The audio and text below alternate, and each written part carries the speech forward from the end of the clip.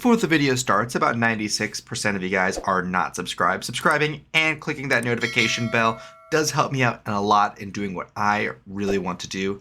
Thank you guys so much for all the support. What's going on, guys? Rogue TCG here bringing another Yu-Gi-Oh! TCG deck profile. As you saw on the schedule, today is going to be Swordsoul.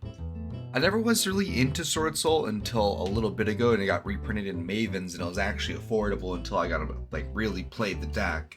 And honestly, I may have judged it a little bit too harshly at first. It's a little bit boring, to be honest. However, there are a lot of interesting plays, a lot of ways to personalize the end boards, however you see fit. There's a lot of neat little ways you can play around things that I never really saw from the other end of the table. So that's enough yapping for me. Let's get into the card by card.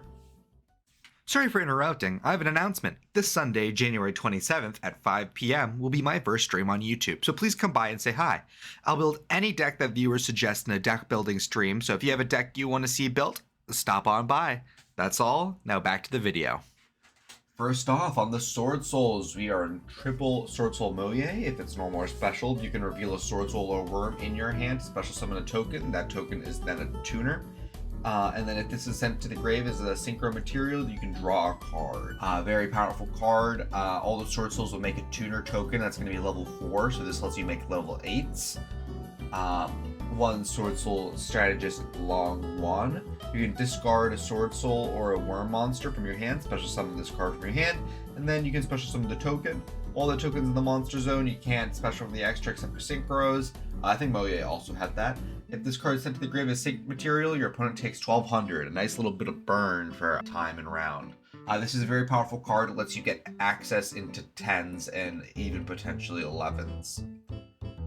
We are going with 2 Taya. Oh, this is a searchable card. We do really like to see it, and it is a lot of lists are running like 3 Taya. However, we're just going to be running 2 since we are on triple Pot of Desires. Now that's unlimited. You can banish a Swordsoul and a worm from your grave, special summon a token, and then if it's sent to the grave as synchro material, you can send a Swordsoul or a worm from your deck to the grave. If we were to max out on Taya, we would also play 1 copy of Mare Mare. Just so you're informed, because you can send the Mare Mare off of it, and then you can summon Shaman and then bring back the Mare Mare and go into a million not link combos, like synchro combos with it. We're on 1 Iris Swordsoul. This is a niche little card. Since a lot of our hand traps that we're playing as Veiler and Imperm, we can trigger ourselves. And this is also a little bit of hand trap prevention. If we get like Impermed and we have like maybe an emergence but no worms in hand, we can grab Iris Swordsoul to special summon that. Our honorary Swordsoul, we're on triple Ecclesia. If your opponent controls more than you can special summon it, and on a quick effect, you contribute it to special summon a Swordsoul or an Albaz from your deck. And if it's in the grave, and a fusion was sent there at the end of the phase of the turn, you can add it back to your hand. That's not really going to be happening, so it's mostly just going to be one and done with this. Now onto our tennies. We are on double Adhara. It's a level 1 tuner. If you control no effects, you can special summon expect monsters. You can special summon it from your hand. Then you can banish it from your grave to trigger one of your banished worms, except for Adhara. It was not even except for Adhara, except for this card individually. So you can target another Adhara, then you can add that card back to your hand. Very powerful effect. It's a level 1 tuner. It's the only level 1 tuner in the deck other than Effect Veiler. So this card is very powerful for letting you access different levels in your synchros. We are on triple Ashana. If you control no effects, you can special summon from your hand. If you control a face-up non-effect monster, you can banish it from your hand or your grave. Special summon a Tenyi from your deck, except for Ashana. You can't special for the rest of the turn except for Worm, so this is one of the worm blocking ones. So after you summon this, you can't make like your Pep, you can't make your Baron, you can't make your Dragite, you know. Those are the only cards in the extra that you can't make, but Baron is kind of a big one. Ashana is typically going to get either Vashetta or Adhara. It can sometimes get Shathana, just depending on how the stars are going to be lining up and what your hand is looking like. But Ashana specialing from deck is one of the better ones. So we are maxing out on that. Then the other one we're maxing out on is Tenyi Spirit of Vashetta. If you control no effect monsters, you can special summon this card from your hand. If you control a face-up non-effect monster, you can banish it from your hand or your grave, target a card your opponent controls, and return it to the hand. Very, very powerful effect on this card. It's an extender when you're going first, and then it can sit in the graveyard for however long you need it to. So it's interaction for your opponent when it's your next turn, or if you're going second. One Shethana. If you control no effects, you can special summon it from your hand. If you face a non-effect is a destroy a battle or card effect, you can banish this card from your hand or grave. Target one of those destroyed monsters special, then you can destroy one monster your opponent controls. This is going to be protection for our Monk of the Tenyi, and we're typically going to want to end on at least one Monk of the Tenyi. So our Vashutta and Ashutta are going to be on from the graveyard. So we want to at least have that one Monk of the Tenyi. Sure, we wouldn't be able to special summon them if we do have an effect monster, but we can at least activate the graveyard effects. That's it for the Tenyis. Now onto the spells and traps. These are going to be our engine spells and traps. We're on triple Swordsoul Emergence. You can add a Swordsoul from your deck to your hand, or if you control a Synchro monster, you can add a Worm instead. And if this card is banished, you can increase or decrease the level of a Swordsoul or Worm monster by 1. This also lets you access those weird level Synchros. So there is also that. However, the only card that you can really get to banish this card with is going to be Taya. So just keep that in mind. You can also banish it with Yugioh as well.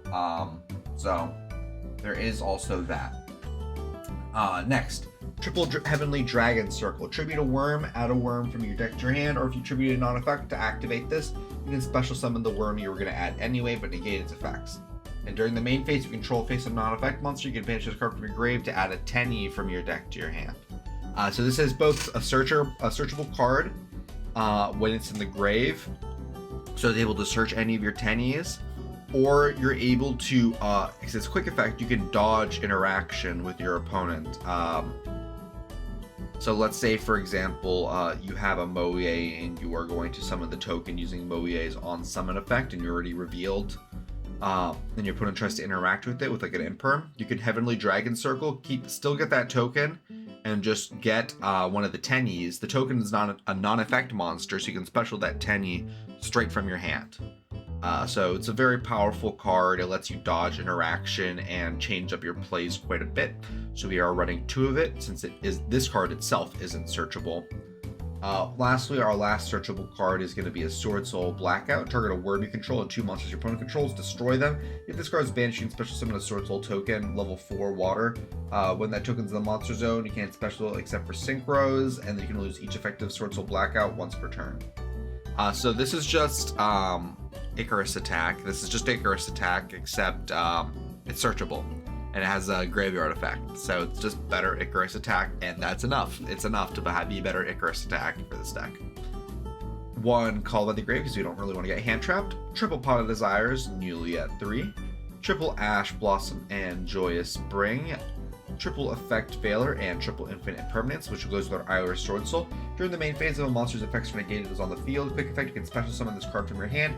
If your opponent special summons a monster during the damage step, you can activate one of these effects. If they special summon it from your hand, their hand, you can special summon a monster from your hand. If they summon from their deck, you get to draw 2 cards, and it says from their extra, you get to destroy one of those monsters special summon from the extra deck.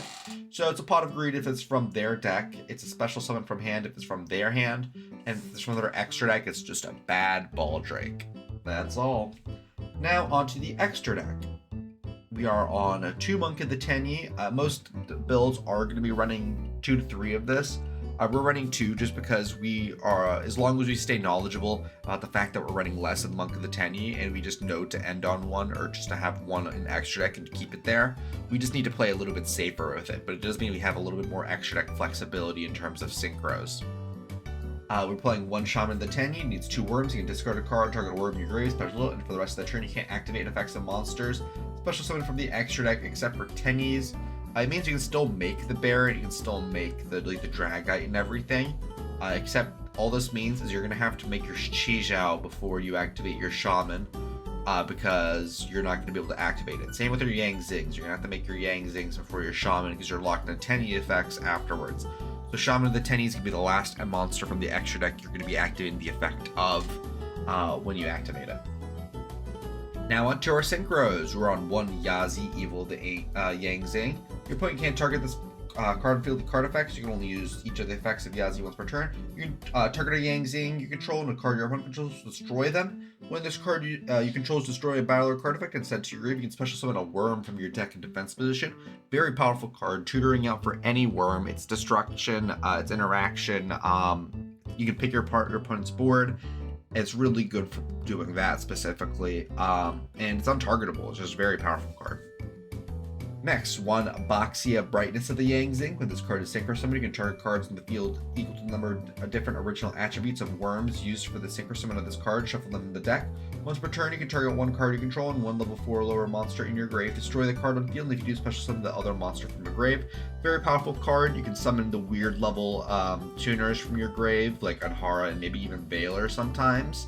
But just being able to recur your graveyard materials is very powerful. Again, with the board breaking potential with this card, being able to just bounce multiple cards, or not even bounce, just like spin all those cards back into the deck is just very, very powerful. And lastly, for the Yang Zings, 1 Chao Fang, Phantom of the Yang Zing. This one is a level 9, Boxia being a level 8, and Yazi being a level 7. Chao Fang has the effect when this card is synchro summoned. While this synchro summon card is on the field, your opponent can't activate effects of monsters with the same original attributes as the Yang Zing monsters used for the synchro summon of this card. When this synchro summoned card is destroyed by a battle or card effect and sent to the grave, you can add a tuner from your deck to your hand. Once per turn, when a monster your opponent controls is destroyed by a battle or card effect, you can special summon 1 more monster from your hand, from your deck in defense position. Whose original attribute matches the original attribute of that destroyed monster had on field.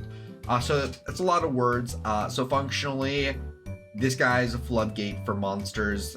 For the attribute of monster that you use to make this, if you use Yang Zings in order to make this, the attribute of Yang Zing that you use to make it, your opponent can't activate the effects of.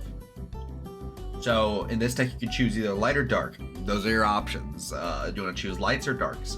But luckily, those are the 2 most prevalent types. You make Yazi against Labyrinth, and you make Boxia against everything else. That's all I can really say about that. Next, on to our Sword-Souls. We are on 2 Swordsoul Grandmaster Yugioh. It needs a tuner and a non-tuner worm. If this card is synchro summoned, you can add to your hand or banish a Swordsoul monster card from your deck. Quick effect: you can banish a Swordsoul or a worm from your hand or grave. Target an effect monster on the field. Negate its effects until the end of the turn. You can only use 1 effect per turn, only once per turn, so you can't add and then negate on the same turn. And this also does synergize very well with the Iris Swordsoul, so that's another reason we're playing it, because we do have an extra deck negate tool that we're pretty much always going to be using if it's on our opponent's turn for going first. We're on 1's Sinister Sovereign Shijing Longwan. If you synchro summon another worm while this card's on field, you can draw a card, so it's a draw engine. If your opponent special summons a monster, except during the damage step, you can banish 1 monster, and if you banish 1 of those monsters, and if you do, inflict 1200 to your opponent. When your opponent activates a spell, trap, card, or effect, quick effect, banish that card, and if you do, inflict 1200.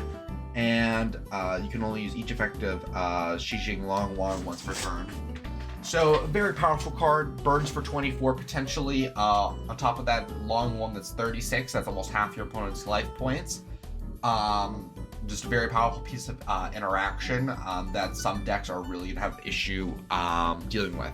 A big part of Swordsoul is finding out what pieces of your extra deck are actually going to be applicable in whatever matchup that you're in. So if you're against a deck that isn't playing any spells and traps, you're not really going to want to make Shijing Longwan. Unless they really rely on 1 special summoned monster or like staying on field, in which case then maybe you go Shijing. Next, Swordsoul, 1 Changying. He's a tuner and a non-tuner. Both Shijing and Changying are level 10s.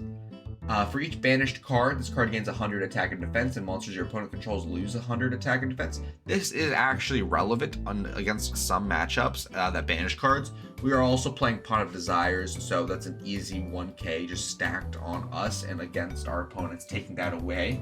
So once you get past 5, really, at 5, there's 1,000 attack difference between your opponent's cards and your cards. And it starts actually making a difference.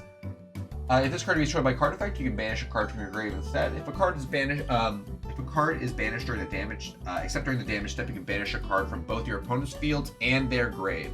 You can only use effective changing once per turn. So this is interaction when stuff gets banished. This again is just a piece against certain decks. This card is crazy against Orcust and stuff like that. So, you know, just a little piece of advice. But again, like, Swordsoul is super cool because each one of their extra deck cards just functions against multiple different archetypes. So they just have all these different, like, ace in the hole cards, silver bullets for all these different archetypes. Speaking of which, our one Tenyi Synchro. When your opponent activates a monster by quick effect, you can banish it. If this attacking card destroys an effect monster by battle and sends it to the grave, this card gains attack equal to the destroyed monster's original attack and can make a second attack on a monster during this battle phase. Very powerful card. This is just another piece of level 8 interaction that is different. That's all. One Dragite. I'm just going to skip over this one for the most part. This one says if you have a water in your grave, it's a quick effect spell negate. 2 Baron de Fleur. This one is an Omni negate, but only once, and then it can pop a card. And then Pep can gain a lot of attack and hit your opponents depending on if your life points are going to be different than theirs, and based on the difference. That's it for the extra deck. I just mostly wanted to cover the Swordsoul ones. The more generic ones I was going to gloss over. However, Baron is a staple of this deck. It can reborn stuff and does frequently bring stuff back from graves, so just keep that in mind. Onto the side deck, we have Triple Dark Roller, which goes very well with our Iris Swordsoul. 1 Harpy's Feather Duster, triple evenly. Triple Joel and Lockbird, double Nibiru, and triple DD Crow. I'd really keep your eye out on DD Crow. This upcoming format, depending on how good Labyrinth is. DD Crow is just an incredible hand trap against that strategy, so I would just keep that in mind. Thank you guys so much for watching, if you still are, and I'll see y'all next time. Bye. Thank y'all so much for watching the video, it really means a lot. If you want to talk to other Yu-Gi-Oh players in a competitive manner, please feel free to check out my Discord. We are still growing, but we would love to have you, and we plan to do some events sometime soon. You'll also be able to do cool stuff like vote on future videos and topics of videos, so swing by sometime and check us out. I also started a Patreon, so that'll be linked in the description of my videos from now on. Donating would mean a lot and would help in producing these videos. Right now, there's only one tier, being Tier 1 Femboy. This tier includes access to an exclusive Discord channel where you'll be able to talk amongst other femboys and have access to discussions with me as well as getting a shout out in every video following your patronage. Thank you so much for all your support.